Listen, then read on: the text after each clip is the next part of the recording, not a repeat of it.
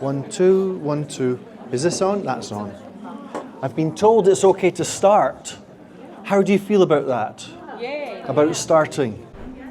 Should we do it? Should we do this? Should we get this baby off the ground? How are you? What a great day, no? I'm so in awe. Thank you so much for coming. Hello. I've just in case you don't know, this session is 90 minutes long, so there's no break. Are we okay with that? Does anyone need the toilet? 90 minutes long, so you can go to the toilet now or forever hold your peas. But if anyone needs the toilet, it's okay. I don't mind. Sometimes it happens, doesn't it?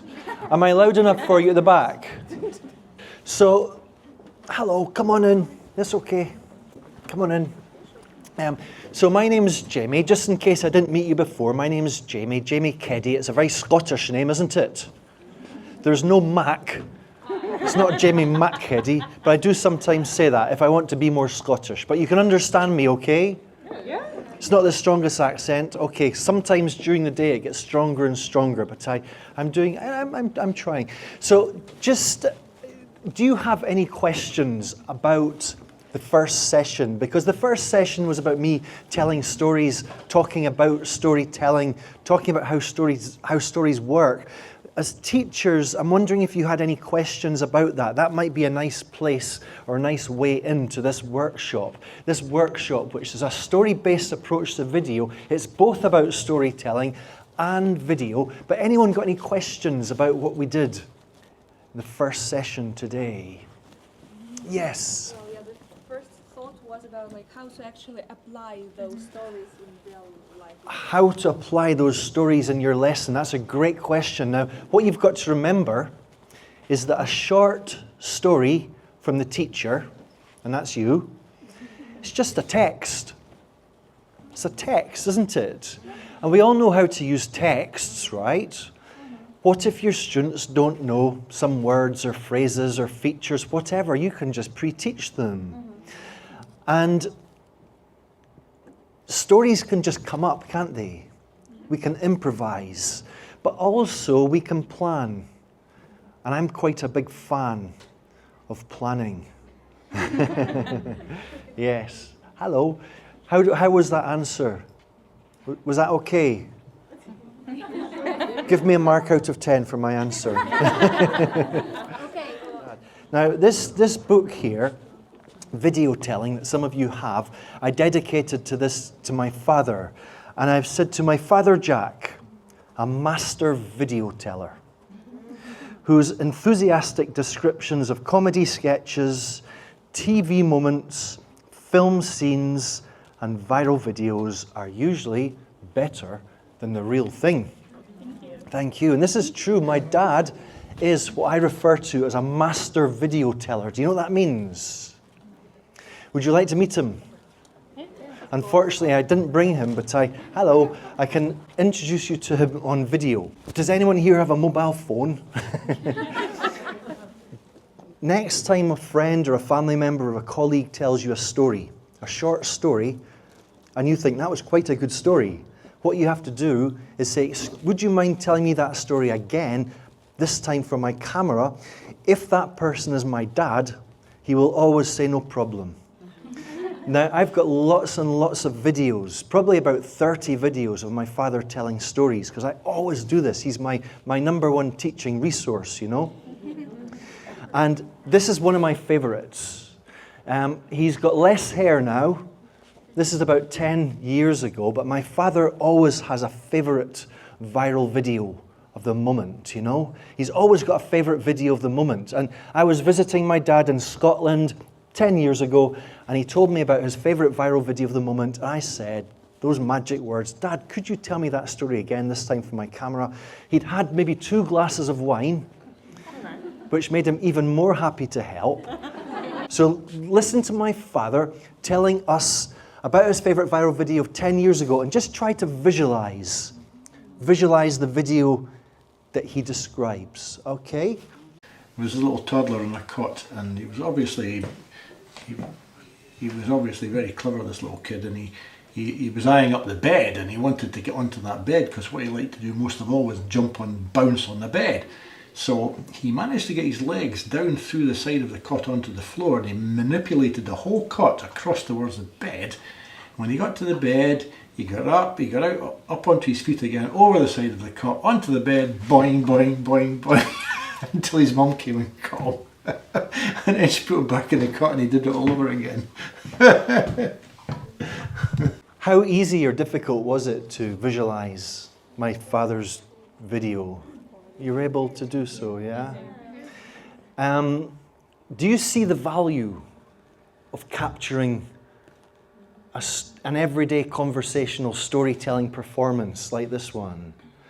And this idea that you asked me, my answer, I don't remember what the question was, it was a great question. My answer was, a story is just a text.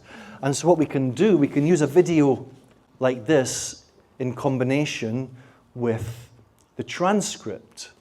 And this is what the transcript looks like.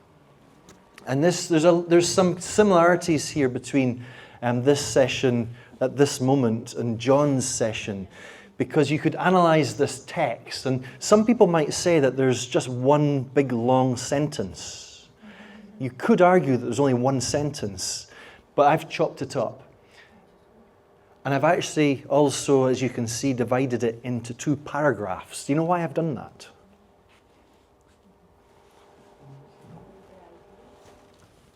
Separate the ideas? This is to separate the ideas. There's definitely to separate something, and there are some different ideas here. Can we describe what those different ideas are? The first one is the setting, and then the second one is what happens. Absolutely. Stories need settings or setups. We spoke a little bit about this in the first session, this idea that a story is about a character in pursuit of a goal in face of some obstacle or challenge. Sometimes that's the general way, not always. You could say here there's a conflict, the conflict of the child wanting that bed. The challenge, of course, is his mother. But yes, a story needs a setup as well. So the setup is here. And there's a lot of quite interesting grammar. You know, we talk about verbs which are stative and verbs which are dynamic. And look at all the stative. I mean, there was a little toddler in a cot. That's actually very stative. My dad is describing the situation, setting the scene, painting the picture. That's a false start. He was obviously very clever, this little kid.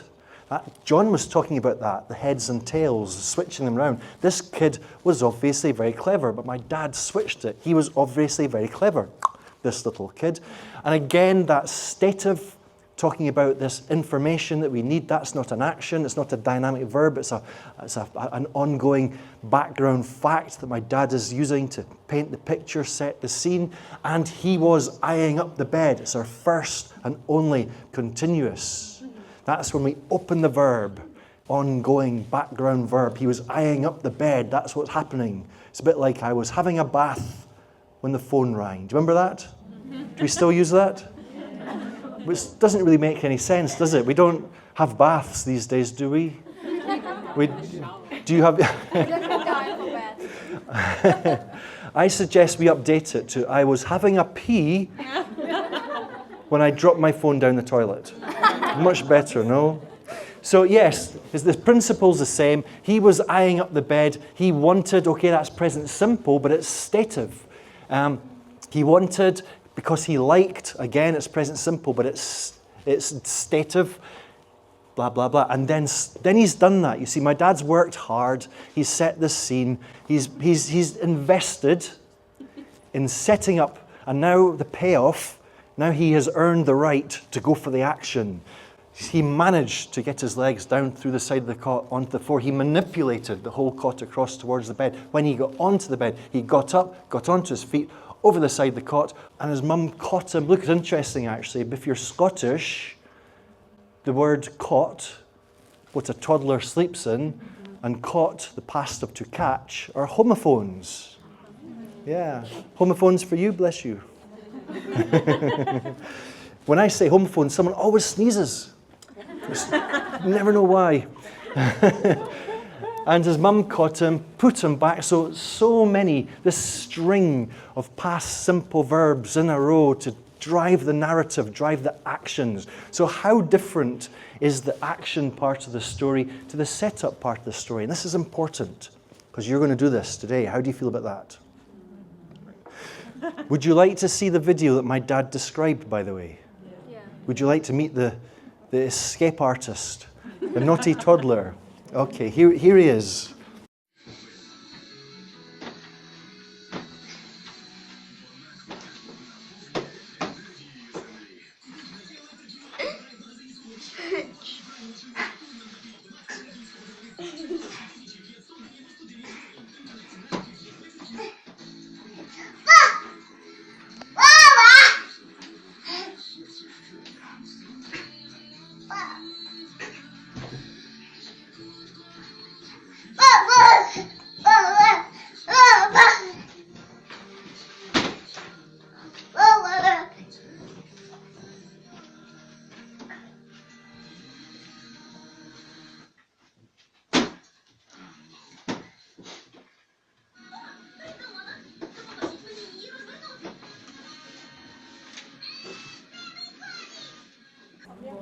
Put up your hands if you're a TikToker.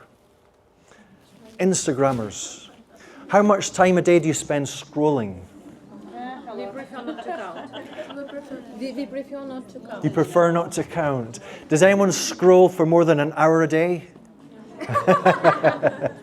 I do 40 minutes every morning in bed, but it's for work.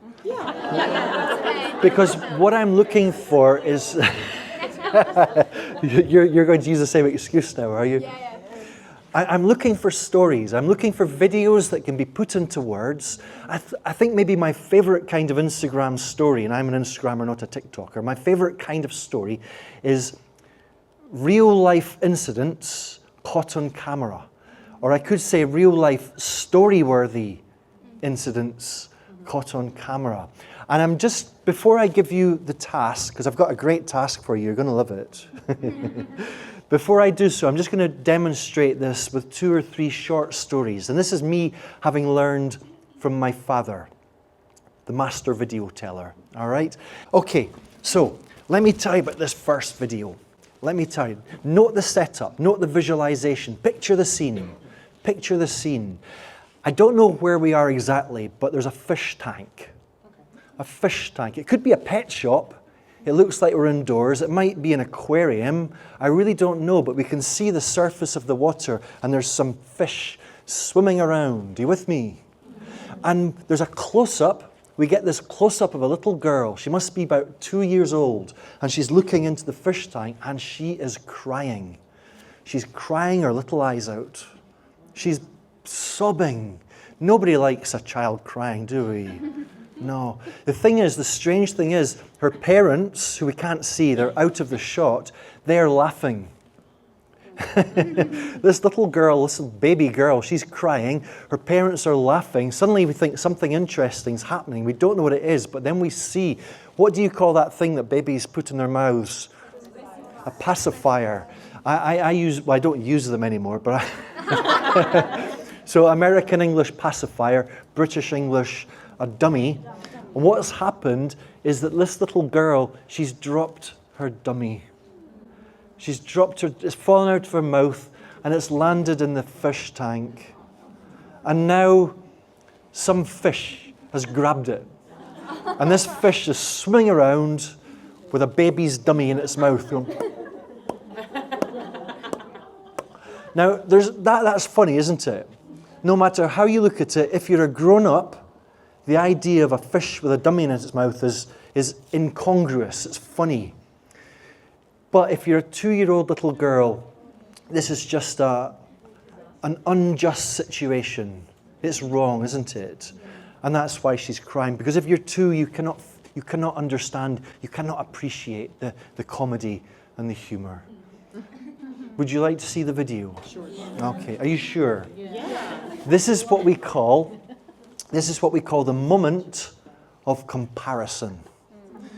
You have, and really, this is for me an important part of this process is the listening. You've been quite active as listeners in generating those images in your mind's eye according to the storyteller's words and the pictures that he's painted. Am I right? And now what you do is you get an opportunity to see that video, get those images for yourself and compare them with the ones that you created here. That's why we call this the moment of comparison. I would love to know if this is different or similar to the way you imagined.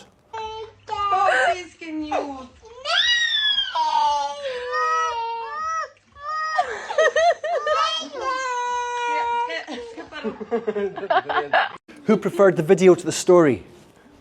Who preferred the story to the video? That's what my dad does, you see. He'll tell me about his favourite videos ever, and I'll want to see them, and I'll always be disappointed. And that's actually a good thing. We want the story to be better than the video, don't we? That's the real experience. Let me give you, I've got 2 more examples for you. If there was just one video I could show the world right now, we've seen the videos that Donald Trump has been sharing, right? Did you see that terrible video about him and the jet? By the way, this is something that not everybody knows, and this is a by the way moment.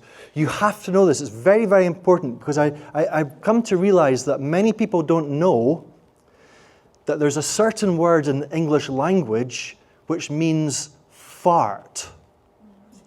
And the word I'm talking about is Trump. Did you know that? Yeah. Trump, you didn't mean, just in case you didn't know that, don't forget it. That to trump is to fart. From this day onwards, he shall be known as Donald Fart. Okay? Where did you learn that? Because that's quite colloquial, isn't it? Just know that. Just know that.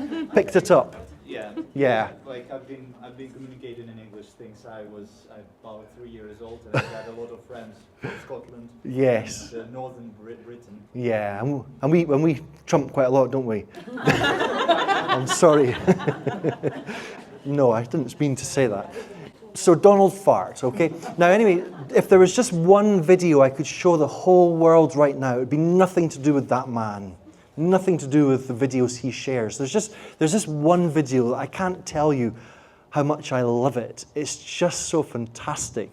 We're in sub-Saharan Africa. I don't know where we are exactly, but sub-Saharan Africa, and the big grassy plains, the savannah. Can you see it? And in the foreground of the shot, there are 2 lions, big creatures, meaty beasts, male lions with their big manes, beautiful creatures, big muscles, and they're moving towards each other very slowly. And you're thinking, oh, is this bad news? What's going on here? Is this some sort of territorial dispute, perhaps? And they get closer, and they get closer, and eventually their heads bump. And they orientate themselves so that they're standing sort of parallel, side by side, and there's a bit of back and forth rubbing, and then one of them goes down, and the other one, like a playful bunny rabbit, just flops on top of him and then rolls off. And both of these creatures are just, they're on their backs with their arms and legs in the air, looking at each other in the eye like puppy dogs. And then, this is my favorite part, in this incredible sort of synchronicity, they both roll onto their sides at exactly the same time, so that these kings of the jungle, these fearless creatures, are just lying there spooning. Do you all know what spooning means? You do, yeah. The most romantic of all the positions. They're spooning, and they're pawing, and they're caressing, and they're licking, and as I said, this is what the world needs more than anything. Spooning lions. Why can't Donald Fart share videos like this? I don't know. We do know. Would you like to see the video? Oh my goodness.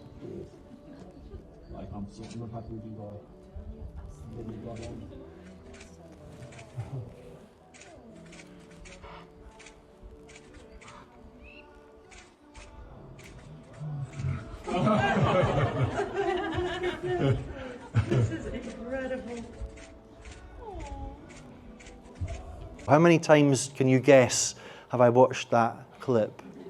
Thousands. You said 1,000. I would guess it's not 1,000, but it could be 100. Yeah. What's the secret to storytelling of the type I'm doing right now? You know, if we're talking about conversational storytelling, that's one thing, but this type of storytelling, if I want to use these stories as a teacher in a conference and a workshop, what's the secret to successful storytelling of this type? Any ideas, suggestions? For me, it's like Shakira's style, you know, but you give like, you want the interest to keep the want to see that. So to try and instill, Engage. engage you and be passionate perhaps, and someone here said suspense and creating suspense. These are great. Anything else? Asking questions. Yes. Although, and I'm glad you said this, asking questions is a great thing. I've been guilty of asking too many questions. And I've become aware that it can be quite difficult to get teachers to tell stories. Because teachers want to ask questions, maybe too much. You're nodding. And in fact, I saw this cartoon with this teacher, and she's engaging her students on a Monday morning saying, what did you do at the weekend? And they're all sharing their news. Then one of the students puts up his hand and says, what did you do at the weekend? And she thinks about it and she says, what do you think I did at the weekend? And so asking questions is a great thing to be able to do, but sparingly. And today, I want you to be storytellers. Today, I want you to forget the questions and just tell us a story. How do you feel about that? Excited is the right answer. Awesome was another possible answer, but excited. Anything else? Other ideas that might be the secret? To, just like my dad did, spending some time with the setup. Because often it's too easy to go straight to the action. You know the part of the story which is meaningful to you, and you want to go straight there, but that can confuse your listener. And we said this before, didn't we? The best thing you can do for your listener is to allow them to visualize as early on as possible. This is making things gentle, making things easy for your listener, for your students. And this is really important because ultimately, you said it's about holding attention. And this is one of the key tricks to holding attention, is to make things simple. You don't want to be complicated. You want to keep your audience. Great ideas. Anything else? I guess acting skills are really necessary. Acting skills. Acting skills. Are you an actor? No. Do you have skills? No. Well, what are some acting skills then? Performer The skills. same story can be told by different people, and one person expresses it really like in a marvelous way, and another person makes it really boring. So. Okay, yeah. And you said acting, performer. You could be presenting or teaching. These are things that teachers do. And it's quite interesting. We said, you can put storytelling here, which is performance-based storytelling, the type I'm doing now, the type I did this morning. Also, you can have the other end of the continuum, conversational storytelling. Now, the bigger your audience, the more over here you are going. How many students do you work with, average? Shout out. 10, 8. That's over here. That's basically conversational storytelling with a little bit of performance, but ultimately it's still more conversational. But despite that, I would say that the secret to successful storytelling of the type I'm doing right now, and the type you can do with your students if you want to integrate it into class, and we've been talking about, you've been focusing on the performance aspects. I'm going to focus on the process, the parts which are invisible. Let me just show you what I refer to as the storyteller's cycle. So the secret is planning. Or you could say the secret is also reflection. Planning is... I could never decide which one's more important. I've always said planning is the secret. I've always said planning is more important, but I'm starting to change my mind because I think the real experience, the times when you really, really learn, is the reflection. And you try a story with your students, maybe it works, maybe it fails, and you think, okay, what could have been improved? What could I do next time which is going to strengthen my story? And some of the stories that I tell have gone through this cycle 10 or 12 times. You know, the stories I told you this morning, the Audrey Hepburn, that was not improvised. You knew that, didn't you? Any musicians here? What do you play? Variety, different music. A multi-instrumentalist. Guitar, the piano. And you practice for your performance, don't you? Yeah. Every time. Yes. Storytelling is the same. It's a kind of skill, for sure. Exactly. But the thing is, if you want to learn an instrument, you go to a teacher, like, what's your name? Metro. Metro. Jim. Jim. If you want to learn a musical instrument, you go to see Jim. If you want to learn a new language, you go to yourselves. What do you do if you want to learn to tell a story or learn the art, the craft, however you call it, of storytelling? There are fewer storytelling coaches, storytelling teachers, so I guess it means you have to come to me. So that's why we're here. That's why I'm here, exactly. But it can be done, and it is done. This is something we can teach this. And I love working with people and helping people to develop their storytelling skills so that you can develop your own, and then you can help do the same for your students. Storytelling is a fundamental function of language. I'm going to tell you one more story. Again, it's based on a video, and then I've got a task. How does that sound? Amazing, yeah. Amazing. Amazing. I like this. I like these answers. Okay.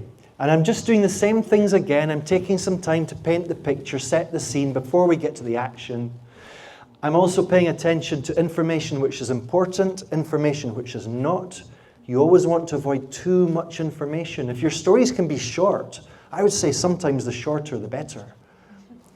And also find your connection, find your meaning. That sounds complicated, but really, it's just becoming aware of what you think about the video. You could see what my father thought about his video, couldn't you?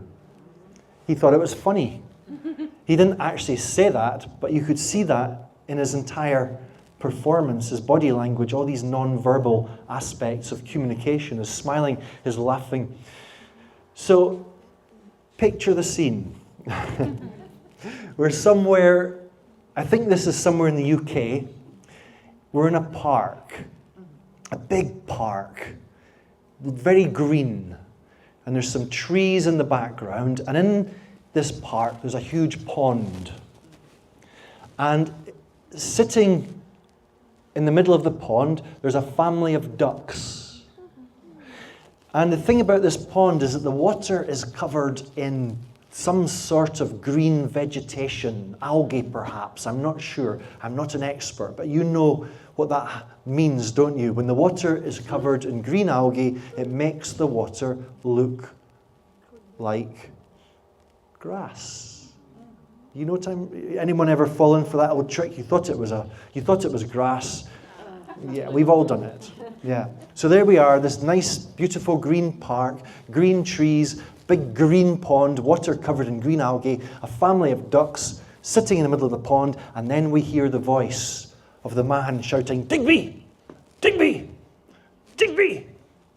And Digby the dog runs into the shot.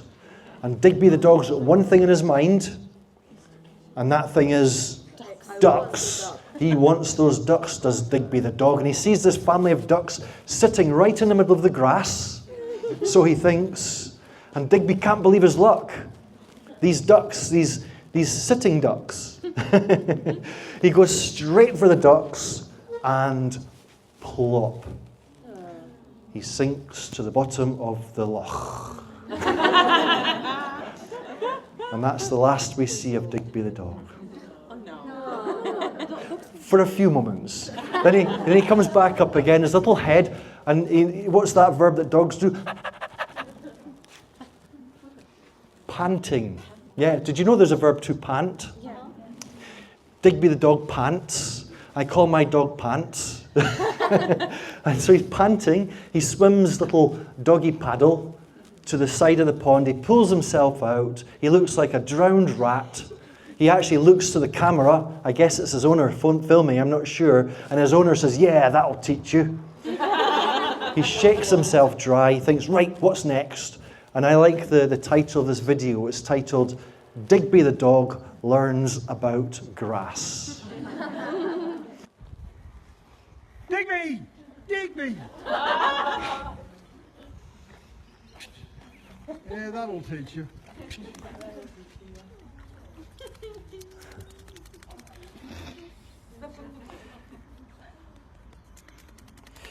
And this is my preparation. So I must have watched this video maybe 8 times during the preparation of the story that I've just told. And this is a script. And a script, we can look at it in different ways. We can see that script as being the plan of the story that you're going to tell. A script does not have to exist on paper. A script might just exist in your mind.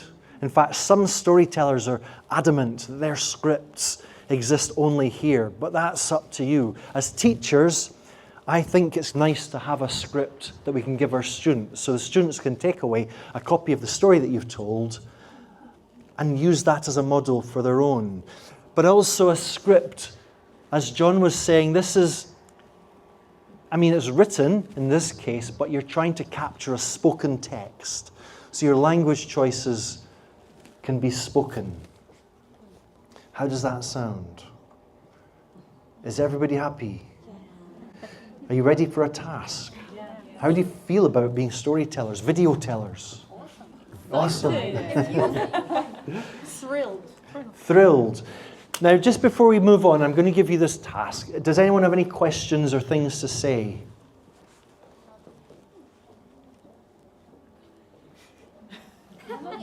How many times do you practice before presenting? That's a nice question. Do you do it orally, or just in your mind? Well, I would usually, the time I spend scripting, the time I spend thinking and planning is usually the practice in itself. So the scripting is the preparation and it is the practice. Sometimes you can just use notes. You don't have to be reading from your entire script, but you can use notes. Storytelling is about eyes-up communication. It's about speaking to people, not reading from notes like this with your eyes down, is it? And that's important. But you can use notes, but try and use those notes well. Nice question. Great. So let me show you what you're going to do. Let me show you the plan.